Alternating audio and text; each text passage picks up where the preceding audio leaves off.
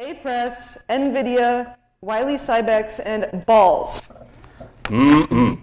And right. Please thank them by supporting them. Yeah. We do have balls available in the con suite upstairs, second floor. Very balls. First thing, I want to thank Jody, as I did in the program, for really helping Nauticon happen this year, because she was the one that kicked me in the ass to make sure stuff got done. I think this is hopefully going to be our best year yet. We had over 204 people pre-register for the event this year, which is 3 times what we had last year. So that's a good first step. Obviously, most of them aren't here yet, but they will be, I'm sure. Unfortunately, we did have a number of bad schedule changes. A couple people couldn't be with us. Most importantly, Daniel Wilson and Richard Forno. Daniel suffered a serious loss in his family and had to take care of his family this weekend.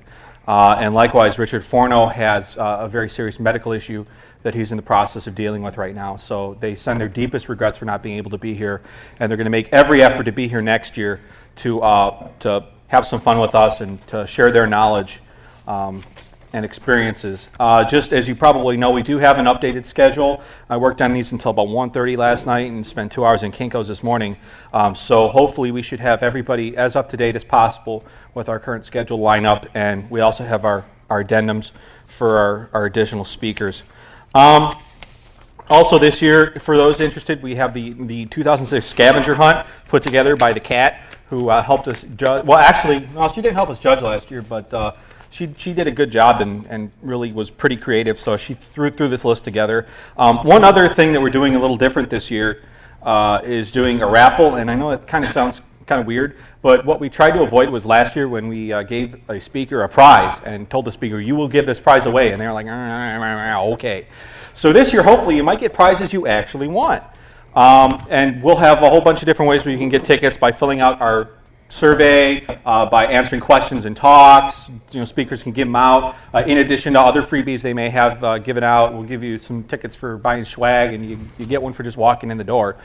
And the way it's going to work is there's a rather ghetto piece of set of PVC pipes up in the con suite, which is also new this year, on the second floor, where you could just drop your ticket into a PVC pipe, and that allegedly corresponds to a prize. I don't think we have that finished yet, but we're working on it.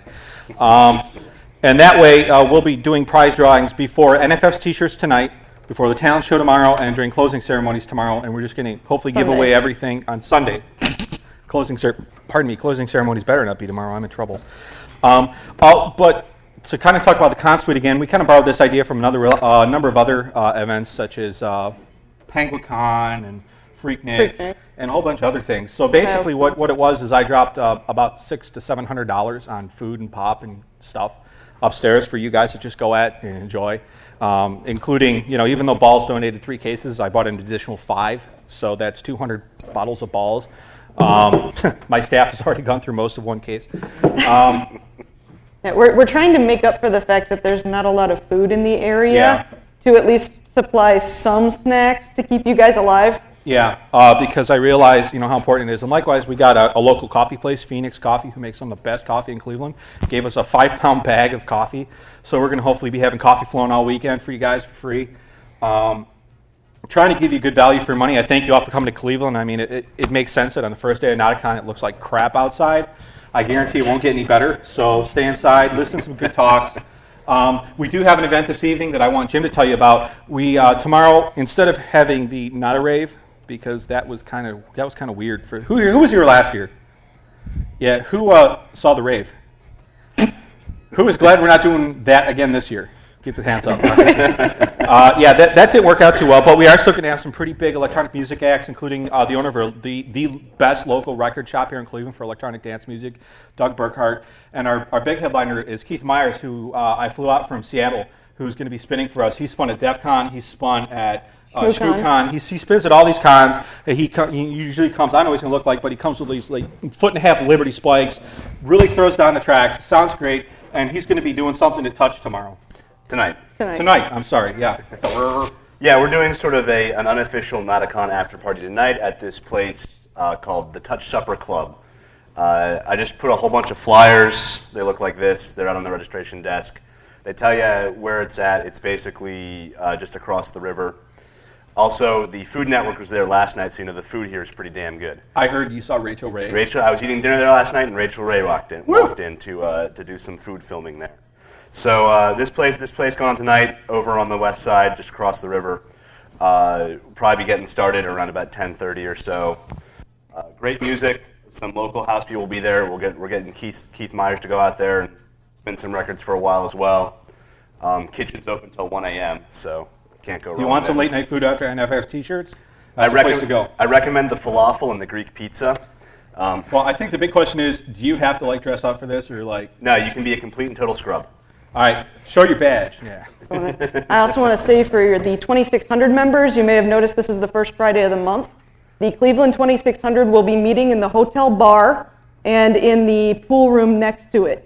So if you want to participate in a multi-state 2600 meeting, that will also be going on tonight, probably around 7. Yeah, I know we have members of MI 2600 here, Minnesota's going to be Minnesota here. 2600, Cleveland 2600. Most of Ohio. Yeah, almost all of Ohio. So hopefully we can check that out and have a good time. I can't think of too much else. I hope you have fun. Does anybody have any questions, just kind of right off the bat, that they want to throw at me? Yes, sir. 146.760, 146.880. Those are the two big ones. One of them's run by LYRA, the Lake Erie Amateur Radio Association. Paul Timmons contacted Yeah. LYRA, and they gave us authorization to use the repeater with no complaints for the weekend. So 146. And they may be stopping by at some point. Yeah. So 14676 is they already blessed us to use it. Good repeater. Great question. Next one. Anybody else have a question or anything they want to ask? Comments? Who's just curious? Who's here has never been to Nauticon before? Holy crap! Well, they're here early. I'll just say this much then. We call it a hacker conference, but I fully admit it's not really. It's not like it's DEF CON. It's not Black Hat. It's not CanSec West, because if it was, you'd be in Vancouver right now. It's a little bit different. What we do is we not only hack computers and technology, but we hack music, we hack art, we hack community, we hack relationships. We try to bring it all together, and that's how we try to differentiate ourselves from everybody else.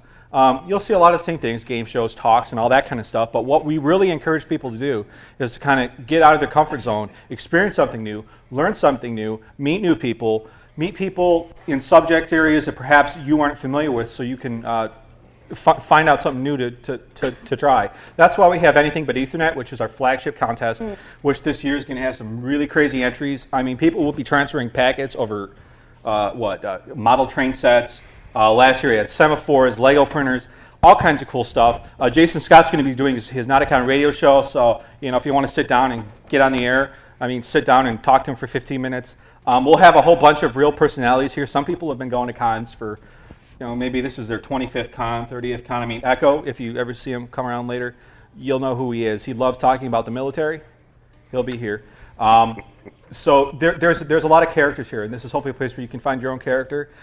We try to be really respectful. We'll be around, so if you ever have any problems or have a question, ask us. And likewise, if you see somebody doing something not so cool, just let us know, and we'll try to take care of it. But we try to run a real clean show here, a real good show. But we want you to have fun too. We're going to have a bar cart in here both nights, Friday and Saturday. So if you don't want to go all the way to the bar, we'll have a cash bar right there you can get loaded up at. Try not to get my staff too loaded, because I might need them. Other than that, have a really Feel good time. free to buy drinks for the people in yellow shirts if they're off duty. Yeah, that's cool. Other than that, have fun. And if you have any complaints or comments, please let us know right away. We'll fix them. Thanks a lot for coming. Have a good time.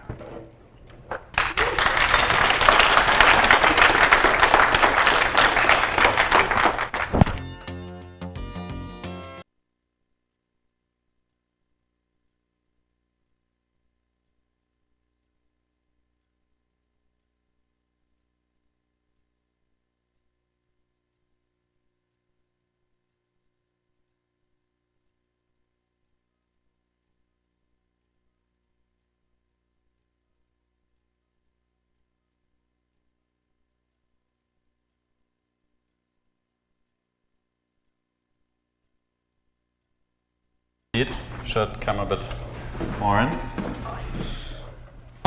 Are we ready? Sound loud. All right. So I'm Benign Punk. This is McFly. I'm from the USA, and he's from Germany. We're going to be talking about the difference between the American and the German-speaking or European hacker scenes. So I'm going to give you, for the one person in this room who doesn't know what 2600 is, it's basically the closest thing that we have to a hacker organization in America. And as most of you know, it's a magazine that has meetings that meet first Friday in towns all over the US, Canada, the rest of the world. And that's pretty much it. So people who meet at these meetings also have their own things sometimes. They sometimes have their own special names. Sometimes they throw their own cons or do other things.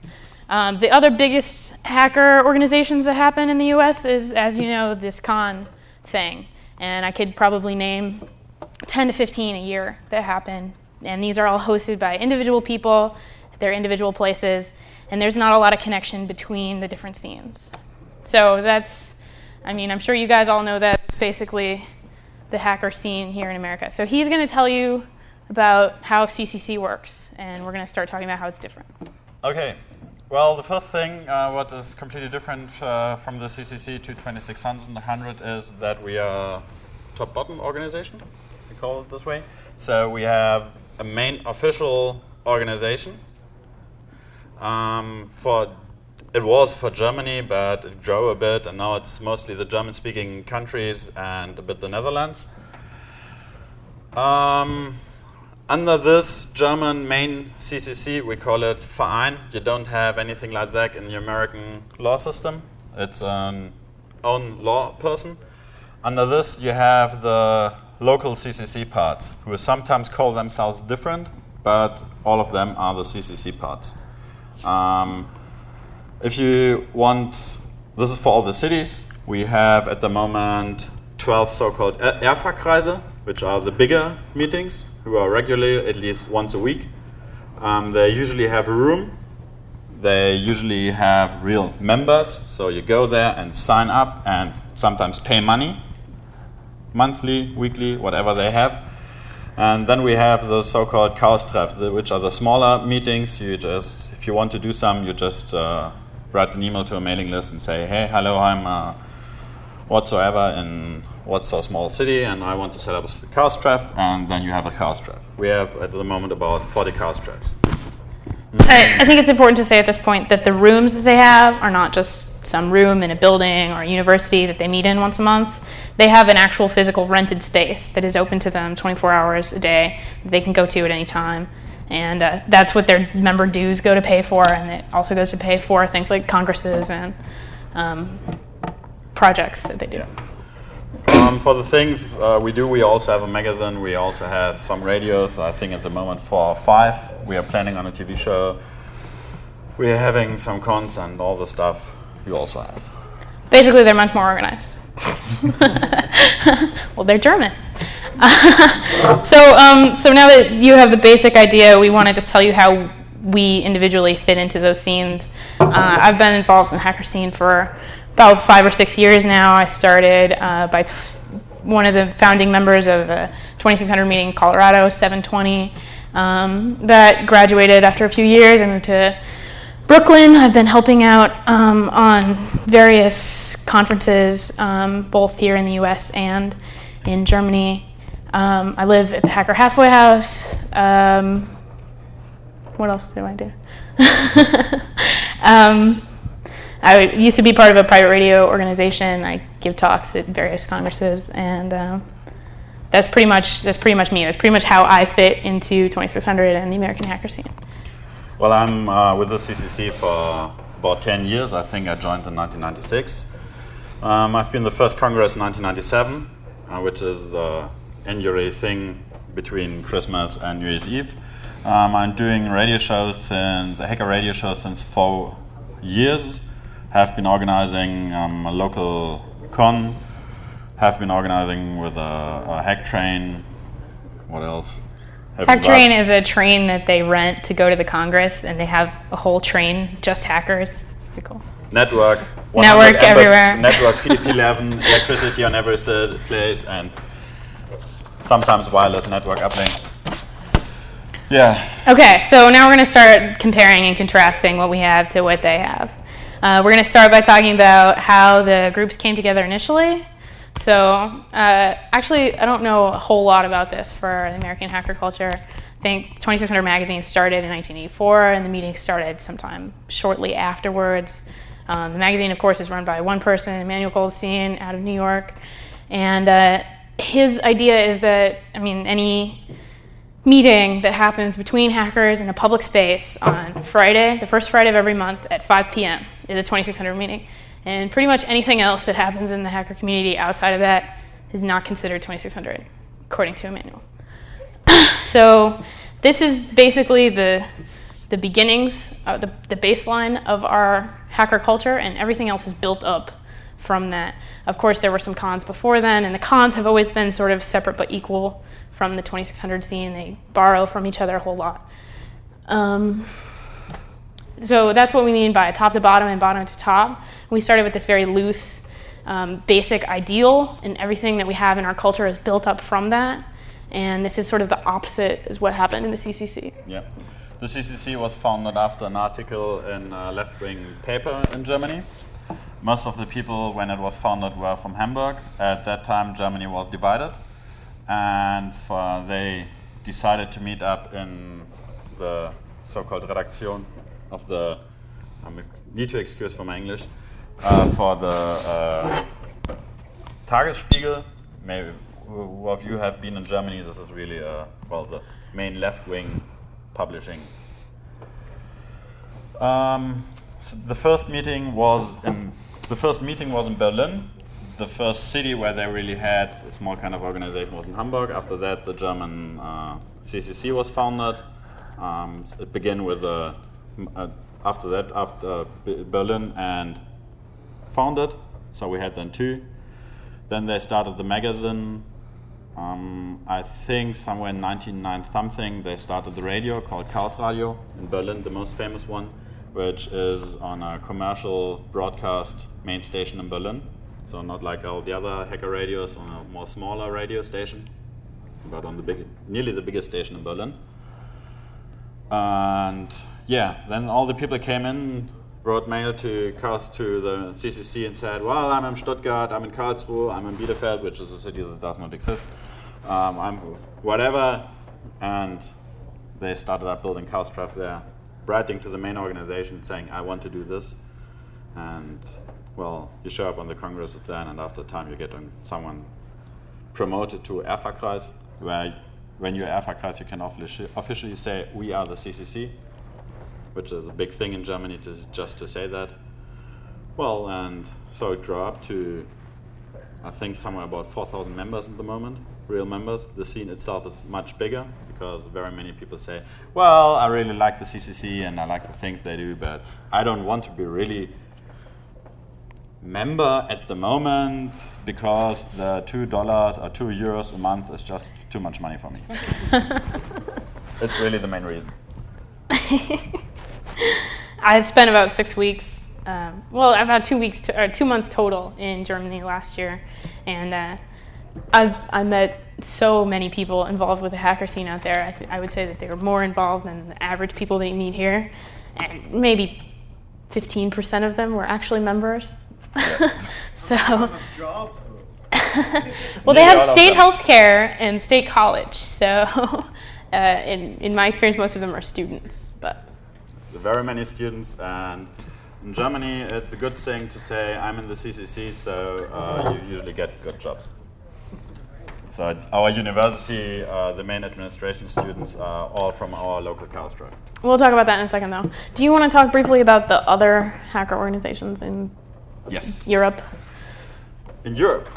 In Europe. THC, the Netherlands. Yes, I would start with the Netherlands. Those are the people who, for historical reasons, as we invaded them, couldn't call themselves the CCC.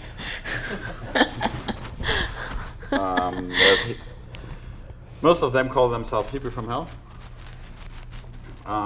They're mainly a pot-smoking group of people throwing big cons once a year and big camping events every 4 years doing really good work. And still significantly more organized than us. Yes. And they use the same infrastructure as the CCC on many things. So we are very close together. Those people helped out with our network. We build up at our cons, and we do a lot of the work at What the Heck, which is a con in the Netherlands, or the big meeting, and it's a camping thing, and well, THC. so it's really close. Finally. THC. Finally. THC, finally. We have 3 groups in Germany who mostly overlap in persons with the CCC, but they do it's what some people call hardcore stuff. You maybe heard of THC. You have maybe used some tools from them, like Hydra, the scanner, and Arma, the THC is the hacker's choice, just in case there's any confusion out there. Yes. And in case we didn't say it, CCC, Chaos Computer Club. Yeah. Any other acronyms we haven't explained? We'll try to explain them. All right, okay. They are those guys who write many tools, write security exploits. Then we have Elite, who don't write that much tools, but are exploiting much more. They blow up BlackBerry between the years. Maybe you've heard of that. Last year they blow up the SAP data warehouse system, where you usually have a website where you can log into an application server and log into Not the really database blowing server. up, but okay. So how we came together initially, all of the different scenes are Then we have different. Oh, sorry.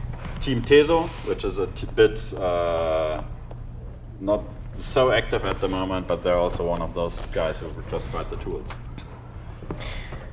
So there's like a symbiosis over there. The people who are so hardcore that they want to be part of things like THC and Pheno Elite don't really have a problem with organizations like the CCC, although they sort of are separate but equal, sort of in the same way that our con circuit is different than 2600. There are usually no people from THC or Pheno Elite or Team Teso who don't come to the conferences from the CCC because they don't like the CCC. So they do come. As we've been talking about it, one of the other major differences that we've noted between the American hacker scene and the European hacker scene is our events. Our cons, they call some of theirs congresses, conferences, The big one. whatever you want to call it. So I think in the American scene, we have significantly more events than they do. And we have to travel farther for them.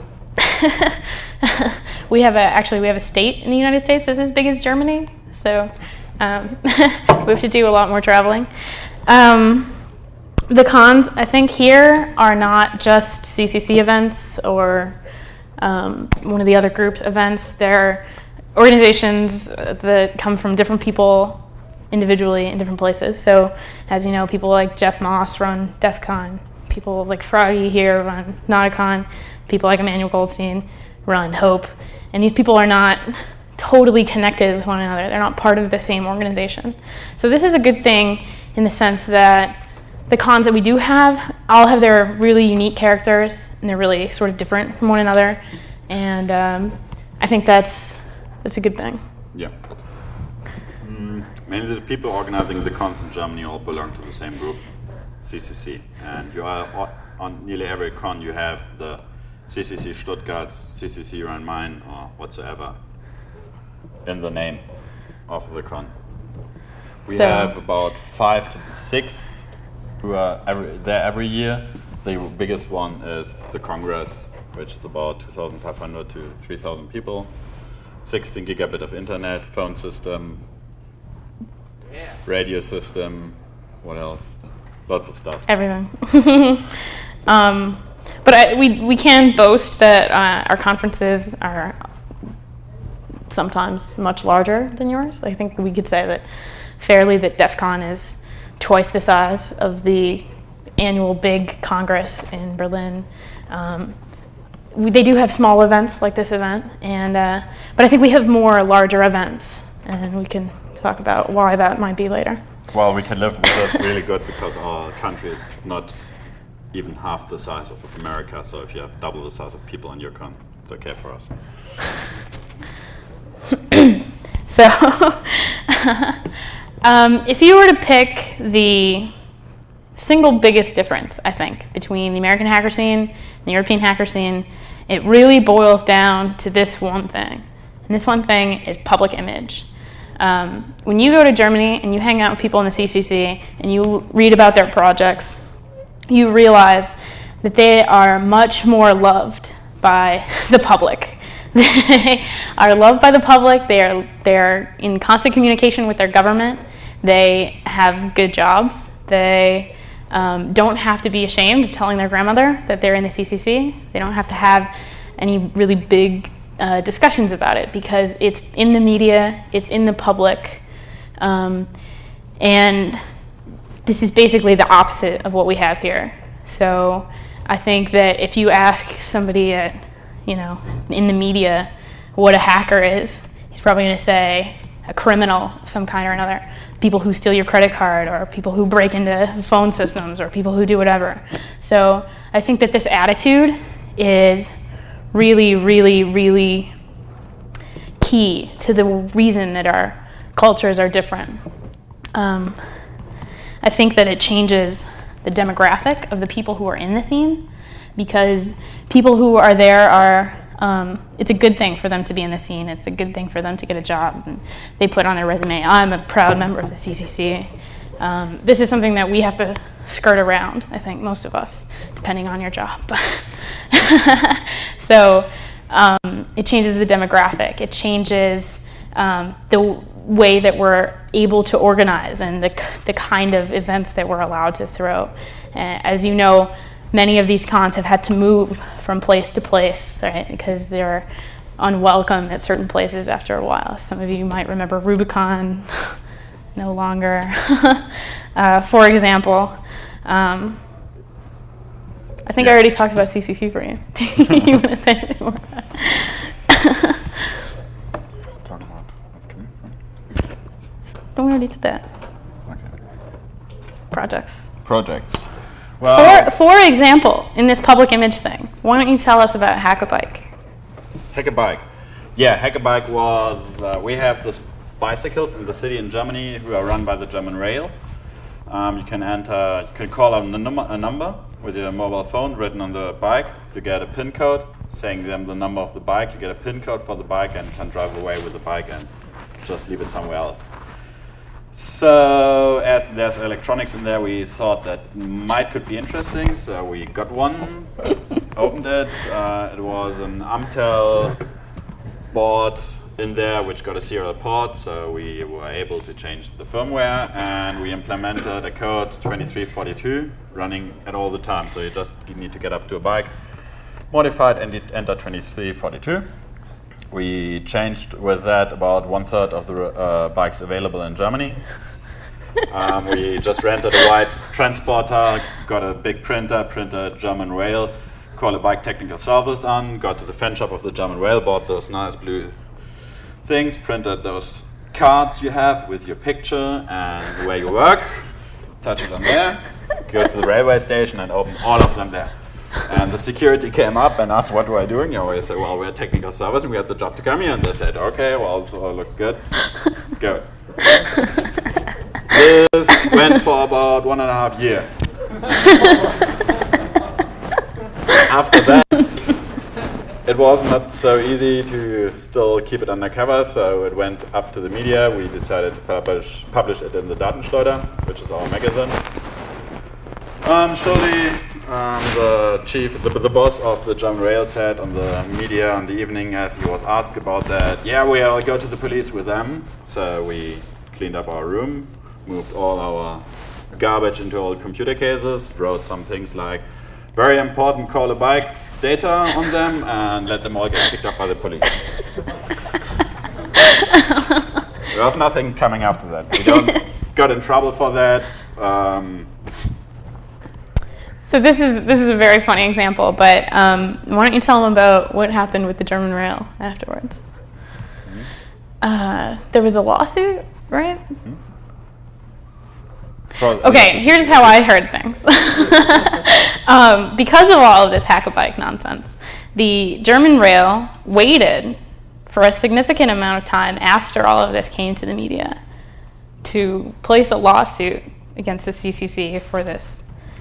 And the reason is because they were afraid that public opinion would come down on the side of the hackers. And can you just imagine that for a second? I'm the German rail system. I don't want to sue hackers because I think the public won't like me anymore. That's cool, right? So this is the kind of difference that public opinion changes. That happened and got cut down really quickly by the state. So we don't have any big problems with the police and things being public. So after we publish something in the Datenschleuder, usually the police steps by and says hello. And there are reasons for that. We might explain it later. Okay, so public image is a really huge thing. Another example, maybe some of you have heard about blinking lights. Blinking lights, yeah. So for those of you who don't know, there was a building in Berlin which had very square windows, and the CCC installed lights behind each of the windows and used the entire building in the middle of a very prominent square in Berlin as a monitor. And you could write programs or use this fancy GUI that they made to send your messages across the building. This was the event of the millennium. This was the 2000 Berlin Millennium event. It was the official Berlin party of the year 2000 was in front of this display on the so-called Alexanderplatz, which is a very famous place in Germany. The countdown for 2000 was on that building, and there are really many funny things, like you could play Pong on the building. Right, with your cell phone. You could dial a number and then use your keys to play Pong on the building. I have a few points about this. The first is that the city of Berlin wanted to use it for their display. They paid them to do this. I went to Berlin for the very first time for a 21c3. I went into a hotel where I was staying across the street from this building, talked to some random people from Britain because there was some mix-up with the room, and they said, "What are you doing here?" And I said, "I'm here for the CCC Congress." And they said, "Oh, the thing with blinking lights and the Pong in the building." Like, they're known, right? Like, this organization is in the media. It's in the public. It's constantly something that doesn't have to be, skirted around or said differently in the media or whatever, and it's loved by the public. Blinking Lights had another project after that. They moved on to France. We were called by some people who had been in an art week in France, and we set up the Blinking Lights project after that in the National Library of France, which you can imagine is not so easy to get. We are working very hard on bringing a similar kind of project to New York City. So if anybody's interested in helping out on a project like that, if you have funding or friends who have buildings in New York or anything like that, just talk to me afterwards. Okay, so we're going to briefly go over the rest of these differences that we think we have. Right, yeah. Why don't you just talk about that? Yeah. Obviously, we don't have any connections to our politicians, right? Like, we may write letters to our senators and whatnot, but we don't have regular meetings with them. In fact, I think if one of us went to lunch with a senator and it got to the media, it would probably be a bad thing for the senator, right? So this is in contrast. Yeah, if you Google CCC and lobby, you'll find up the CCC as an official lobbying group for the German parliament. So if there's any kind of law changement and new laws, recording the electronic stuff we play around with, we get informed. We don't have to inform ourselves. And for example, we had the Mr. Taus, which is the speaker of the German government for new electronic media, as keynote speaker for the last conference on the 22C3. And those people don't have a problem showing up then with us and shaking hands on the conference and taking pictures. A member of the CCC is an ICANN director. Has been. Yeah, that was easy. In Europe, we elected our ICANN directors by ourselves, and the only thing you need to vote was an email address. So that's easy.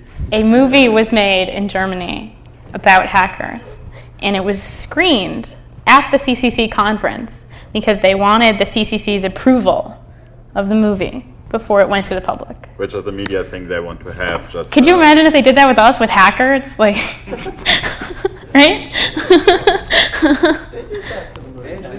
Well, okay, not all of us. A few of our media icons, maybe. Or swordfish. Did anybody talk to you about swordfish? Right? Okay. One of the next big things is how we bring in our next generation of hackers and how they bring in their next generation of hackers. This is different. For us, I don't really know how it works. Like, I think for girls, they just date people, and that's how they get in. That's how I got in. But for the rest of you, I don't know. Maybe you can tell me. Maybe this is a little part of audience participation. I think it's mostly the magazine. Am I wrong? Does anybody have a... You're wrong. Okay, tell me your story. Personally, I think 2600 is a rag.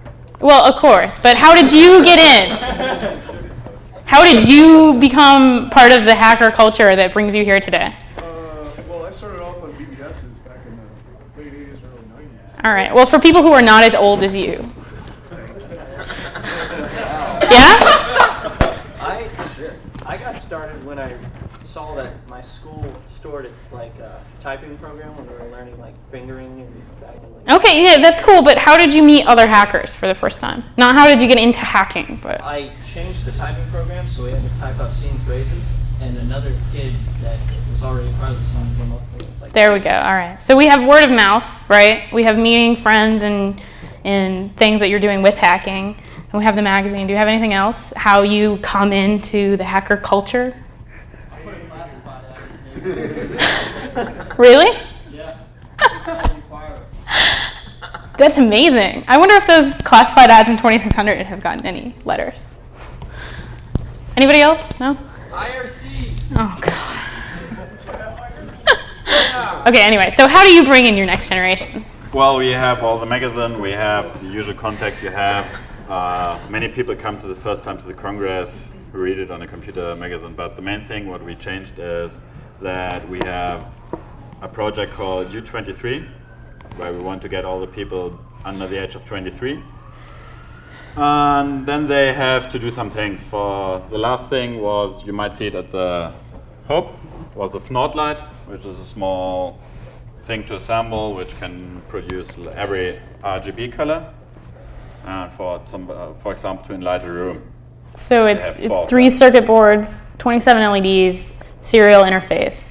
And so they would bring in these kids that they would meet and advertise in universities and schools, have them do this contest to build these things, and the ones who were really into it would become the next generation. The project started in Cologne, and they really go to the schools and help the computer science teachers to be lazy by let them talk and let them do the stuff. They have something for you, and I just can sit in the corner and read my things and do something else. And this, I think, not U23 is in the 3rd round or in the 4th round at the moment. We have some programming events. We have some robot build-up experiments before, so it's a different thing every time. And mainly the thing is to get those people in and to get the people something to do. Not to sit around and ask every random people showing up, can you show me how to become a hacker? We, in this case, prefer them to do something, and when they build up their FNOT light by themselves and discover they got a serial interface or USB interface, whatever you build it, and they can program it and do those stuff, well, this is usually the easier thing to get them in contact with the team and to become a hacker at least a bit. Okay, so... It is not making you a hacker. Don't say you will build this FNOT light and you're a hacker after that. But it's helping the people to get into the scene and to get in contact and to feel a bit of what those people think. All right, so to segue into our conclusions, the last difference that we want to talk about is, well, it seems like we're having a big happy Germany fest up here, right? Like, wow, Germany's so cool. Like, they're so much better than us at everything. Like like their projects and their people, and they talk to the media, and they have all this radio show and everything. This is much better. They definitely have better beer that's not contest. West Coast, baby. So that's not exactly the case, and here's why. I think that here in America we have a significantly different physical, political climate to deal with than they have in Germany. We have many more challenges to face as if we want to be hackers, if we want to be part of the hacker community, than they do. For them, they listen to the radio, or they go to some project, or they do whatever, and it's all sunshine and roses, right? Like, they get to be part of this cool thing, they get to do this cool stuff, and when they're done, they get to get this cool job and have all this like fancy cred, right? For us, I mean, the last time I visited my family, and this is me, okay, I'm a girl, I just talk, right? I don't know how to make a Finord light, right? I was called a criminal by my entire family 3 minutes after entering their home the last time I saw them, because I share music, okay? This is a political climate that we have. I share legal music with my friends. Backups, okay? So the things that we have to face to be in the scene and to do stuff for it is much greater. To go to these cons, we have to travel to places like Cleveland. Like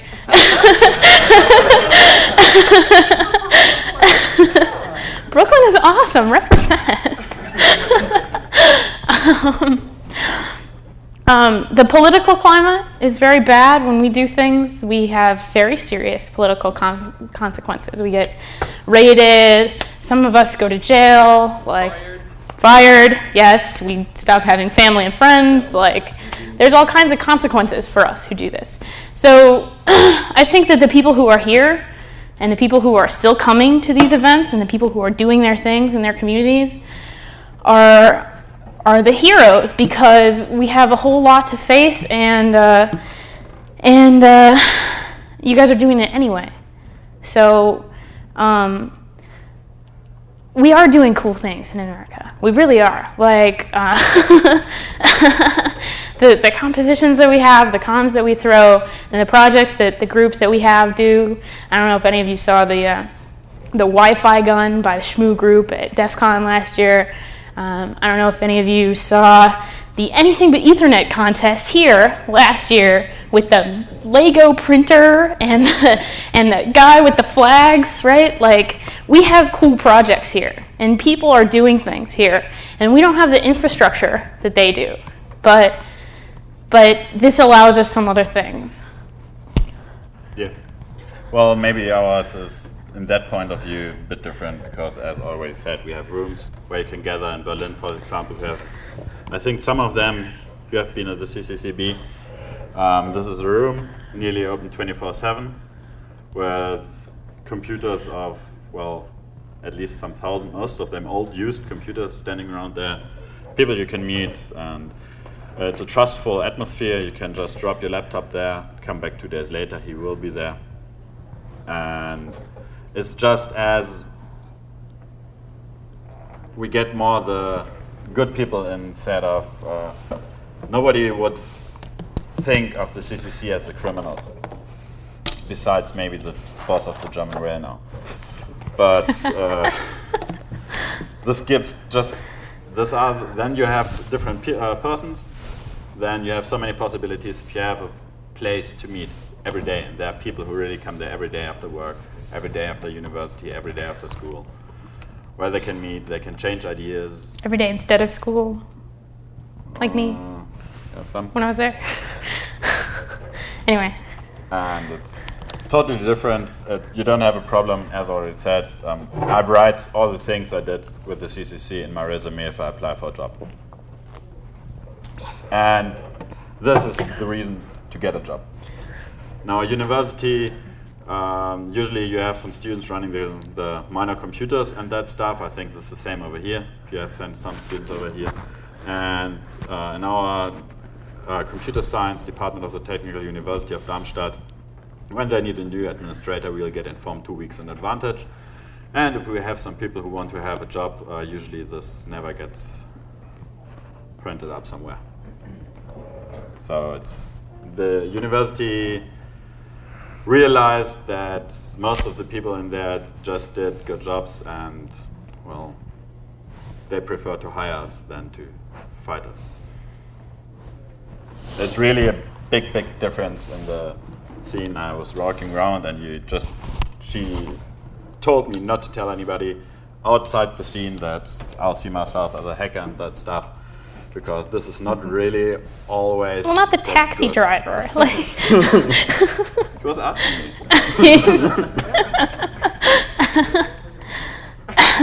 Okay, so we're gonna draw some conclusions here. Oh, question. Oh, I was just going to say,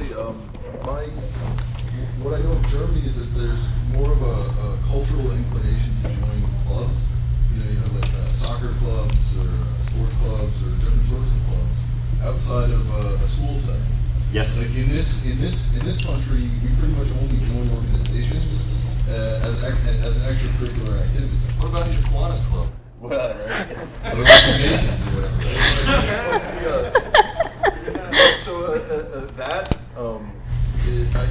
I get the impression, just in terms of cultural differences, that in this country once we're out of school, we're not really like joiners. More independent. Like exactly, very independent. You could say isolated or also insular. You know, and that combined with this kind of cultural paranoia, where a lot of people feel that any kind of technical knowledge is a potential threat to national security, right? And like that attitude is actually picked up a lot recently. Sure. You know, so that if you have any knowledge of the interior workings of even a mag stripe reader, you know, like the girl at the grocery store is going to be, you know, Freaked out. Yeah. Yeah. Right? Well, this is just yet another one of the differences that we have.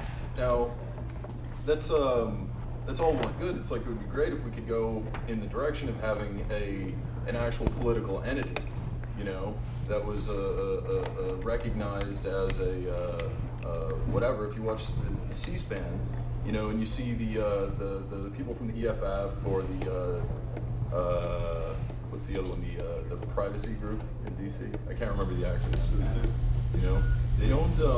You know, they're basically like lobbying organizations. Mm-hmm. You know, and Sure. Oh, Prometheus Radio is a lobby organization also. political, though. In terms of like hackerdom, the EFF is more of a protection, but it's more political. Oh, I'm nothing against the EFF. Sure. I'm saying it's like the EFF is like our version of the CCC, basically in terms of a political entity, but they don't really do anything more project.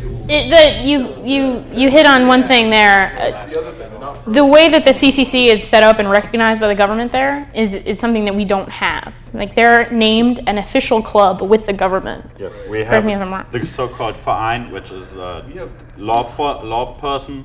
So if you just set up a Verein club, you don't have to sign anything by yourself, and if something goes wrong, Is it dissimilar from a not-for-profit corporation here in the States? It is dissimilar.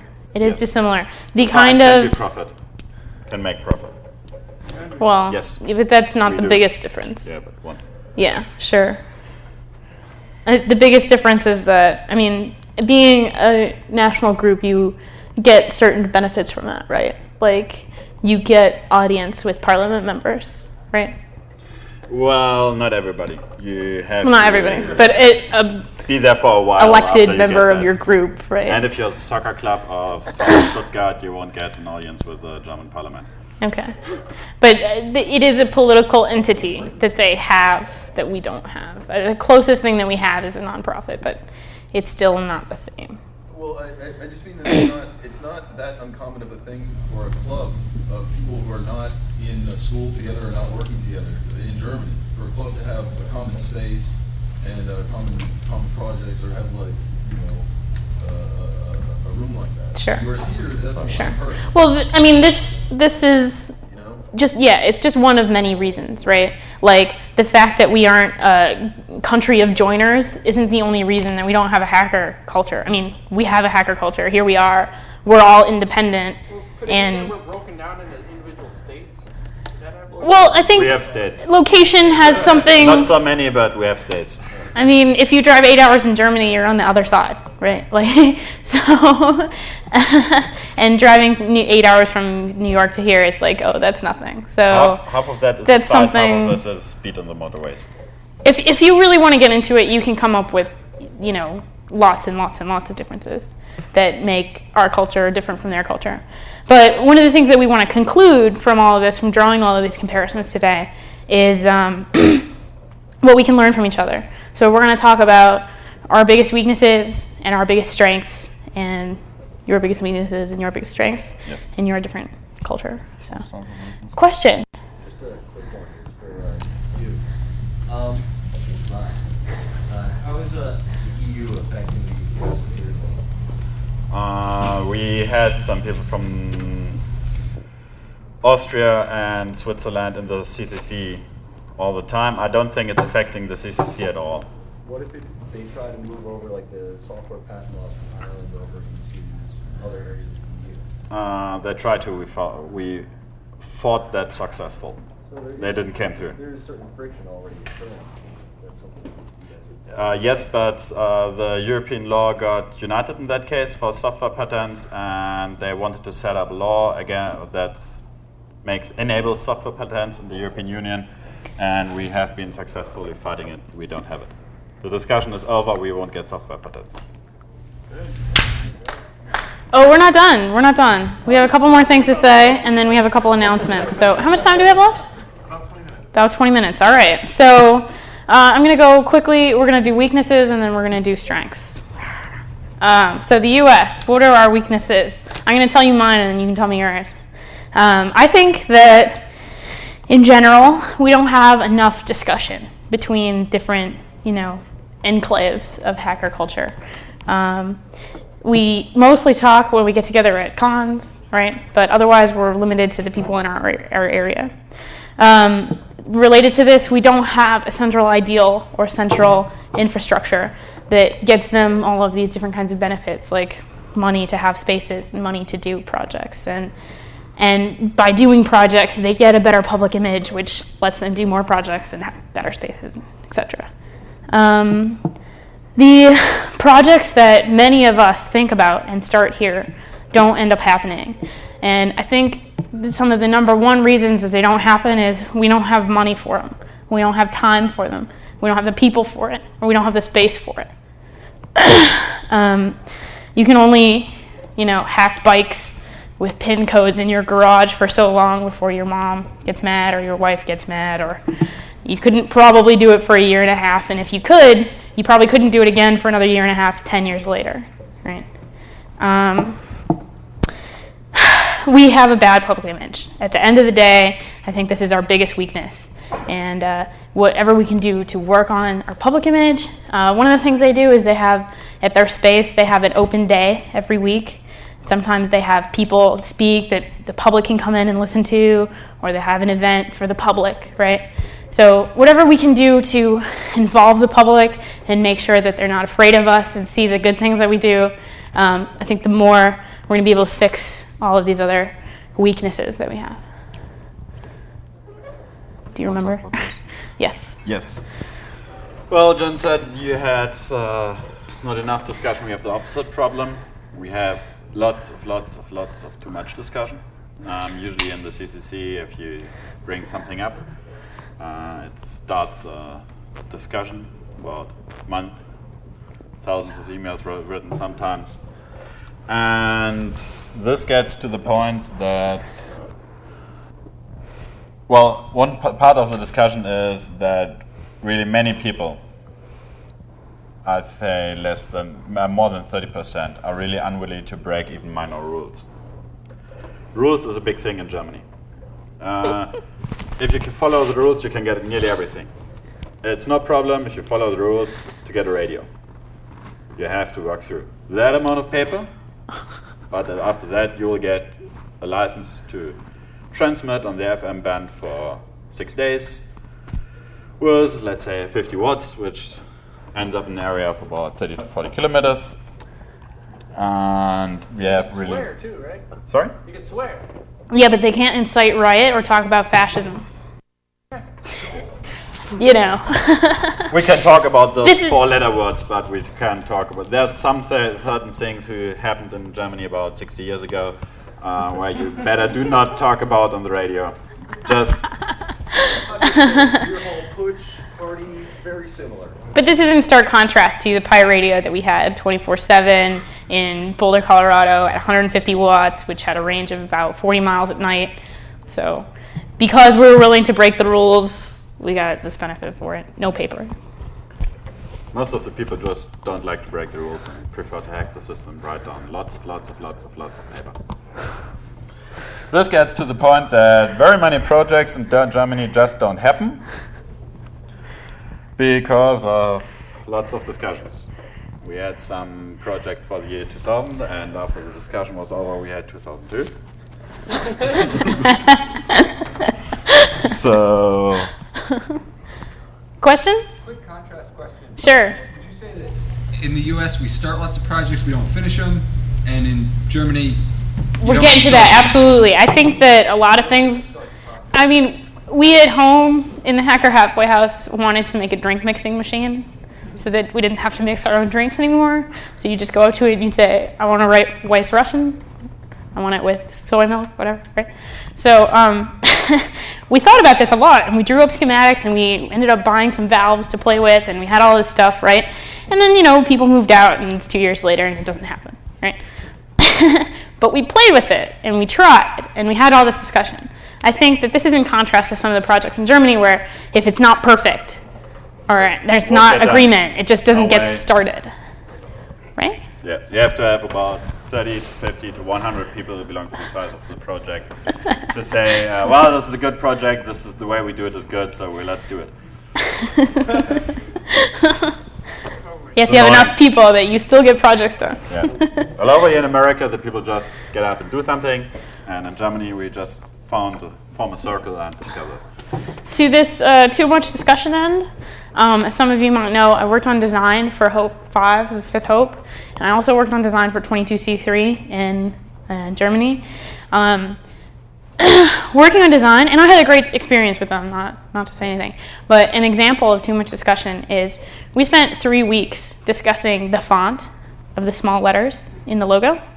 We spent 3 days on the website.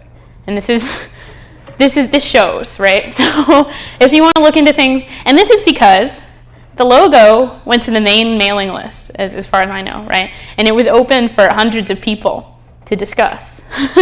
So by the time we made the website, which wasn't done until I think 2-3 weeks before the actual event, I mean, we had something there, but we didn't have all of the information, right?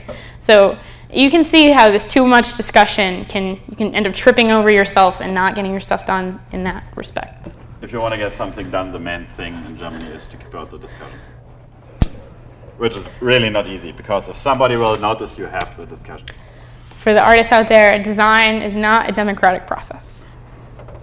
Hitler was a designer. What did I mean by that? Yep, we're done. So here? No. No, he was a designer, okay. I'm serious. He failed as an artist, and almost everyone who fails as an artist becomes a designer. So. I'm about the subcultures. Yep.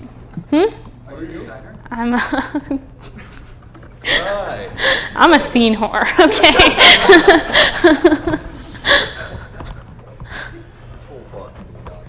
I gave a talk about that at 21C3 if anyone's interested.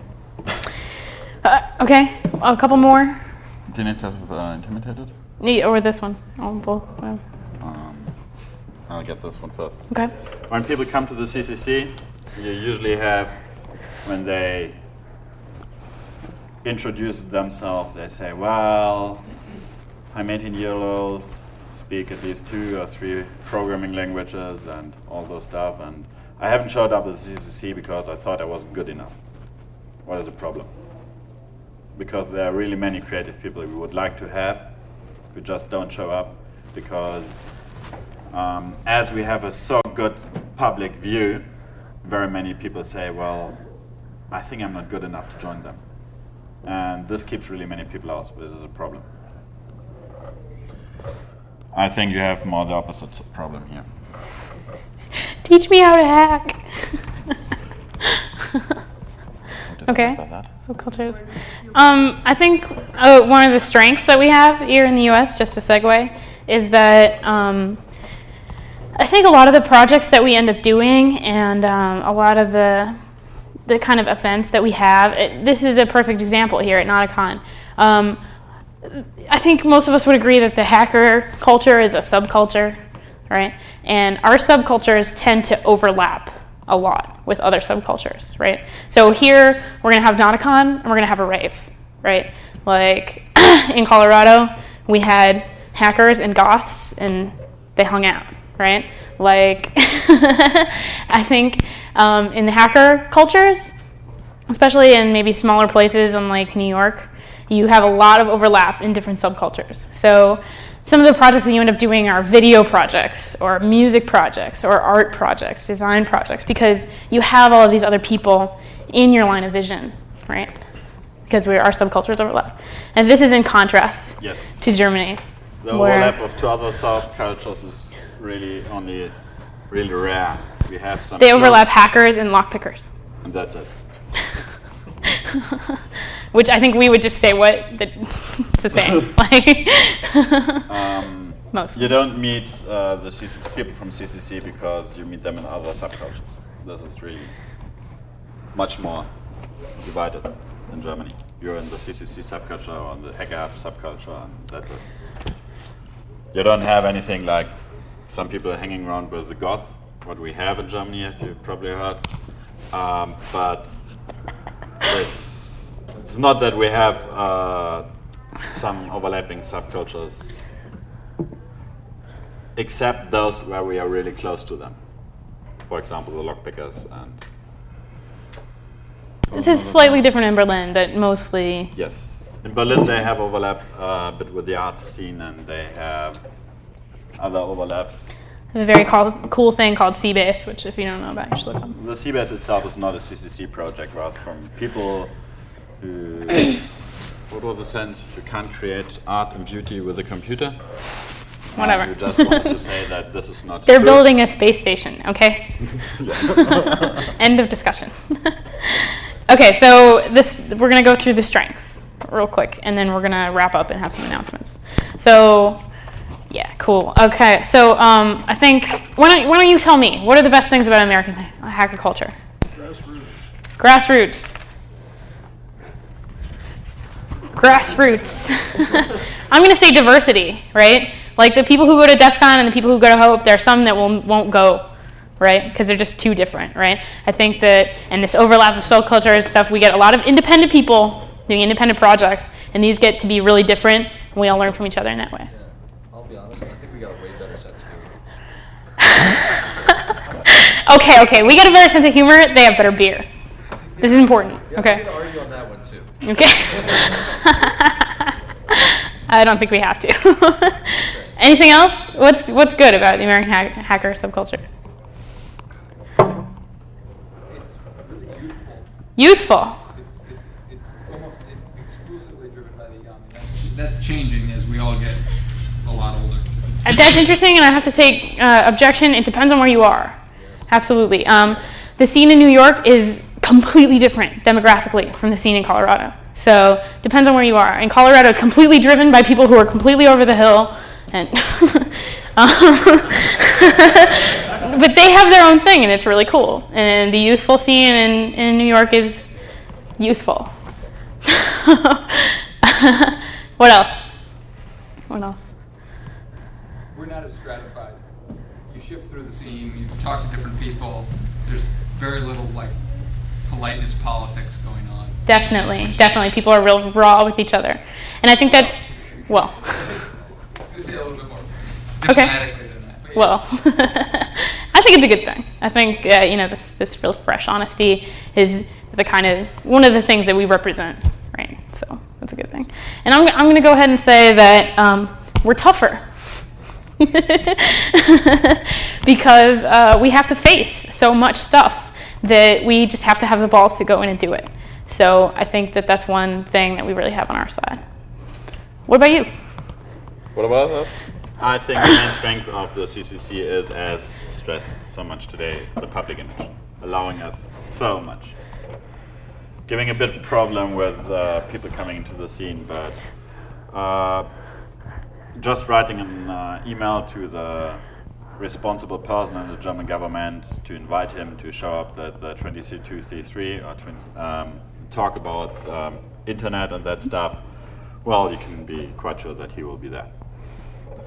You get buildings like, example, in France, the National Library of France, which, the France are, I think, as same proud country as the United States are, and it wasn't a really big problem to get those things. You can go to somebody, talk to them, you won't have any big problem with that. Yes. The next really big difference is the infrastructure. Strength. The infrastructure and the space. We have really many places to meet, which are usually rented places, so you can stay there after 24 o'clock, like 6 o'clock in the morning, drink beer, smoke. You really can't imagine how this changes everything. I mean, when I went to Berlin, you can go to CCCB at any time of the day or night, and there are going to be people there, and they'll speak English with you, and you're going to be drinking Club Mate and getting really, buzzy on the caffeine, and also drinking beer and watching movies and talking about political whatever. I mean, it's really sad, but I heard about New Orleans and the disaster from the Germans before I heard it here, because they're just in tune with this stuff. So there's this huge amount of discussion all the time, and sometimes they're just chilling out, and sometimes they're hacking bikes. It's cool stuff. It really changes the dynamic of the area. If anybody's interested. I was just going to say, if you look at all the really big names and successful hacking groups out there that exist or don't exist anymore, Loft, Ghetto Hackers, CDC, Hasty Pastry. People at San Diego who have space. If you have Walnut space, Factory. something good will happen. Yes. Actually, there's a talk about a space failing. Okay, if you have a space that you don't live in and you can afford, good things happen. Let's talk about that. That's another issue. Yeah. How important a space is can you easily see when a new group of the CCC founds itself and gets a space. It just explodes what's happening there. You have the people sitting there around for, usually you have at least on 3 to 4 days. On the smaller one, Berlin at the biggest one, it's a different example, it's nearly 24/7. But on the smaller ones where you have spaces, you have 3 to 4 days where they open for about 6 to 8 hours. And if that's happening, and then the people are joining there and meeting there, talking to each other, usually all the things come up besides discussion. Yes. So I think we can. Money. We're fine. We don't really have, one strength is we don't really have so much competition between the groups. There is no competition between the... I don't know if competition is really the right word. Maybe grudges is the right word. Drama. No, they have drama. They have lots of drama. They have maybe more drama than us. But the people in the THC are going to come to the Congress, right? People in Pheno Elite are going to put on a 1,300 euro lightwork display after the Congress because they get along. It's no big deal, right? Even though they're different, even though they do different things, it's different. So here you have Emmanuel not going to Hope and Jeff Moss doing everything he can to stop 2600, and basically, in my opinion. So that's another strength of them. So that's basically it. That's just wrapping up. That's our conclusions. That's what we think differences between them. Why is Emmanuel not going to Hope? The story as I heard it is that he went maybe 6 years ago, something like that, to DEF CON, and he was denied press credentials. I guess, if anybody in the scene gets press credentials, it's probably Emmanuel.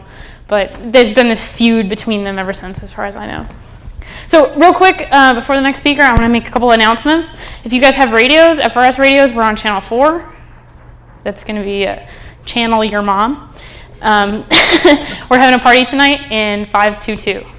So come on by. When does the party start? 10. Will there be good German beer? Actually, we have to give away these raffle tickets real fast. First person who names the beer we've been drinking. Come and get it. What else?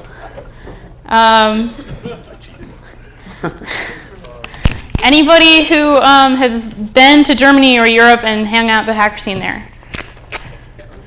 Ever? What was the band played before here? What? Oh, with a song when y'all came in. You already have one. It sounded like remix. Oh, Kraftwerk. Yeah. Computer level. Okay, 2 more. What are questions? Do you remember the room where the party is tonight? The other announcement is Hope. I'm one of the organizers, and despite what you might think, it's going to be a really, really good time. I'm serious. We do have a lot of cool people and a lot of cool projects working on it. So, and we're trying to get people from their individual 2600 or whatever your group is, wherever, to come and represent, bring your stuff, and sell it or share it or whatever you're doing. So you can write me, b9punk at b9punk.org, or you can write, I think, info@2600.com, or there's hope.net is the Hope website. There's email addresses there, too. So looking for volunteers and people to come. So who's coming to Hope? Who's coming to Hope who's not in New York? Come on up. Come on up. Come on up. Come on up. Get your raffle ticket. Okay, as she has an announcement, I'll also announce some things. We have also some cons I'd like to invite you. We have in September the Meta-Rhein-Main Cow stage, which is more a smaller thing. But as American, it might be most interesting for you to show up on the biggest conference. We'll see you in New York this summer. CCC I remember your face. CCC If you don't Congress. come, I'm going to find you. And you have probably heard for the Talk of Hope that they have more German wiki than we have, because the Congress of the CCC is completely organized in English. As we have the language problem in Europe all over, we need to... We're really working on having this German-American bridge, because I think there's a lot we can learn from each other. So we're going to have a lot of them come to Hope, and we want as many people as possible to go to the German cons, particularly the Congress in Berlin in December, right after Christmas. It's a really good time. So. And for example, we are trying to build up something like Link Light at the Hope to help you to improve your public. Sorry.